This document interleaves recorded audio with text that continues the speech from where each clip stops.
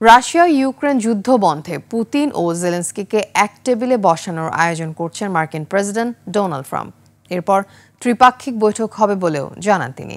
এদিকে পুতিনের সাথে যে কোনো সময় আলোচনায় বসতে রাজি জেলেনস্কি।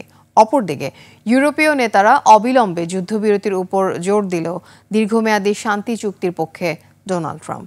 নাইম আহমেদের ডেস্ক রিপোর্ট। আপনার প্রিয় কাপড়ের যত্নে এলো এনজাইম সমৃদ্ধ Arik silver wash detergent powder 500 গ্রাম মাত্র 70 টাকা। প্রিমার্ক। প্রায় 4 বছর ধরে চলমান রাশিয়া ইউক্রেন যুদ্ধ বন্ধে কয়েকদিন আগেই আলাস্কায় বৈঠক করেন পুতিন ট্রাম্প। এবার তারই ধারাবাহিকতায় ইউক্রেনের প্রেসিডেন্ট সহ ইউরোপের নেতাদের সাথে আলোচনায় বসেন মার্কিন প্রেসিডেন্ট ট্রাম্প। ওয়াশিংটনে বৈঠকে অংশ নেন জেলেনস্কি সহ Emmanuel Macron, Keir Starmer, NATO প্রধান সহ ইউরোপের 7 নেতা।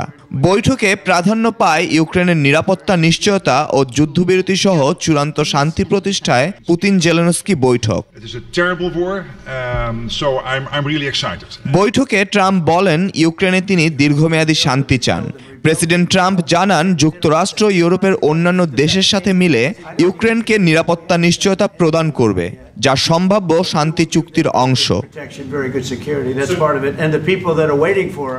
এছাড়া যুদ্ধ নিয়ে সরাসরি রুশ প্রেসিডেন্ট পুতিন ও জেলেনস্কিকে নিয়ে কয়েক সপ্তাহের মধ্যে বৈঠক আয়োজনের কথাও বলেন ট্রাম্প। এদিকে যুদ্ধবিরতি ও শান্তি চুক্তি নিয়ে পুতিনের সাথে দ্রুত বসতে রাজি জেলেনস্কি। পুতিনের সাথে দ্বিপাক্ষিক বৈঠকের জন্য আগ্রহ প্রকাশ করেন তিনি। যুদ্ধের ভবিষ্যৎ নিয়ে ট্রাম্প বলেন তিনি মনে করেন পুতিন এবং জেলেনস্কি উভয়ই যুদ্ধ শেষ করতে চান।